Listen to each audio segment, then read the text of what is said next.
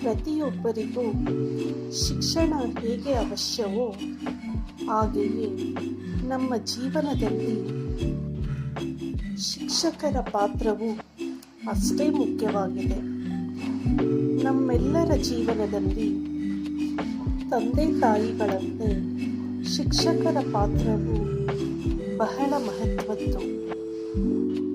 ಅಕ್ಷರ ತಿದ್ದಿ ಓದಿ ಬರೆಯಲು ಕಲಿಸುವುದಷ್ಟೇ ಬದುಕಿನ ಕೌಶಲ್ಯಗಳನ್ನು ಕಲಿಸುತ್ತಾ ಜೀವನದಲ್ಲಿ ಮುಂದೆ ಸಾಗುವಂತೆ ಮಾಡುವ ಶಿಕ್ಷಕರು ಒಂದರ್ಥದಲ್ಲಿ ನಮ್ಮ ಬದುಕನ್ನು ರೂಪಿಸುವ ಶಿಲ್ಪಿಗಳು. ಬದುಕಿನಲ್ಲಿ ನಮ್ಮನ್ನು ಸರಿಯಾದ ದಾರಿಯಲ್ಲಿ ಸಾಗುವಂತೆ ಮಾಡುವವರೇ ಶಿಕ್ಷಕರು.